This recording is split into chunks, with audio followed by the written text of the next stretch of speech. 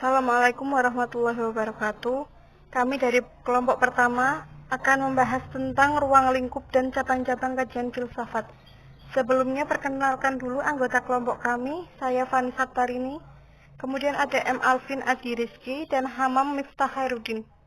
Langsung saja ke materi yang pertama, yaitu kedudukan filsafat dalam ilmu pengetahuan.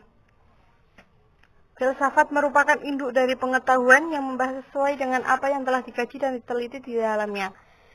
Dilihat dari metode dan objek studinya, filsafat dan ilmu pengetahuan memiliki perbedaan, di mana ilmu pengetahuan sendiri hanya menyelidiki suatu masalah di bidang khusus saja, dengan menggunakan metode observasi atau eksperimen dari fakta yang ada. Sedangkan filsafat, ia berpikir sampai ke belakang atau lebih dalam dari fakta-fakta yang nampak. Selanjutnya, ruang lingkup kajian filsafat. Yang pertama ada metafisika, kemudian ada ontologi filsafat, epistemologi filsafat, dan aksiologi filsafat. Yang pertama, metafisika. Metafisika sering disebut sebagai filsafat pertama dalam arti bahwa cabang-cabang lain filsafat berada di bawah metafisika, dalam fungsinya sebagai ratu ilmu pengetahuan. Semua cabang filsafat bersandar pada metafisika. Secara umum, metafisika dibagi menjadi dua, yaitu metafisika umum atau ontologi, yaitu yang menelaah mengenai segala sesuatunya sekaligus. Yang kedua ada metafisika khusus atau kosmologi, ilmu pengetahuan tentang struktur alam semesta yang membicarakan ruang, waktu, dan gerakan. Kemudian ada ontologi filsafat, ilmu pengetahuan atau ajaran tentang keberadaan merupakan arti dari ontologi. Ontologi kerap dianggap identik dengan metafisika umum yang biasanya disebut juga dengan protofilsafia atau filsafat yang pertama atau filsafat ketuhanan. Jadi ontologi adalah filsafat yang membicarakan mengenai prinsip dasar atau paling dalam dari segala sesuatu yang ada. Ontologi filsafat membicarakan hakikat filsafat dan struktur filsafat. Selanjutnya yaitu epistemologi filsafat. Epistemologi berasal dari kata episme, yaitu pengetahuan, dan logos, yang artinya ilmu sistematis atau teori. Teori atau ilmu pengetahuan tentang metode dan dasar-dasar pengetahuan, khususnya yang berkaitan dengan batas-batas pengetahuan dan validitas atau sah berlakunya pengetahuan itu, merupakan pengertian epistemologi secara terminologi. Epistemologis membicarakan tiga hal, yaitu objek filsafat atau yang dipikirkan, cara memperoleh pengetahuan filsafat, dan kebenaran pengetahuan filsafat. Selanjutnya ada aksiologi filsafat. Cabang filsafat aksiologi ini merupakan ilmu pengetahuan yang mengidentifikasi hakikat nilai. Umumnya dinilai dari sudut pandang kefilsafatan. Aksiologi mencakup dua hal utama, yaitu etika dan estetika.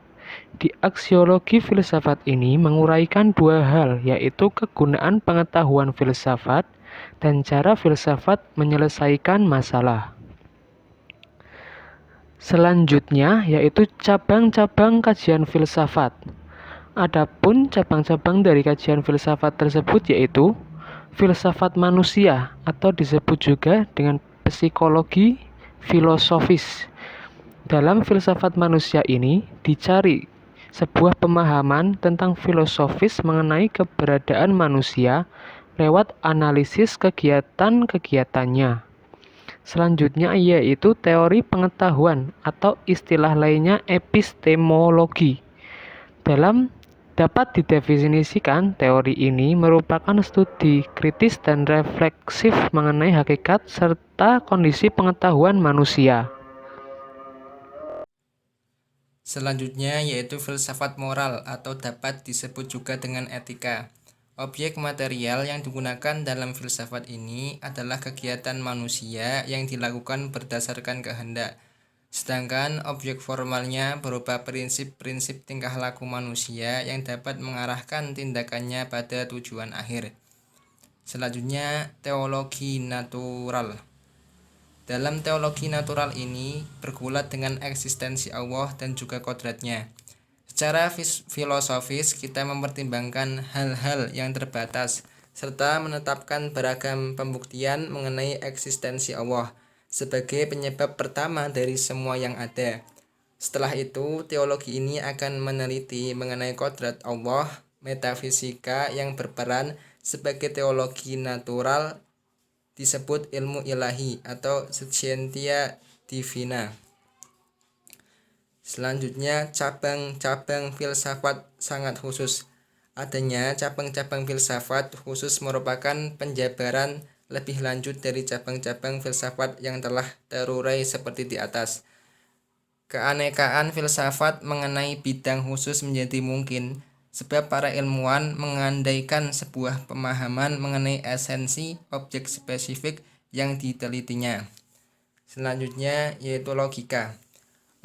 Logika lebih banyak berkutat dengan teknik berpikir lurus dan juga benar, namun bukan mengenai kebenaran yang ada dalam dirinya sendiri, karena pada dasarnya masalah kebenaran merupakan objek pembahasan dari filsafat pengetahuan.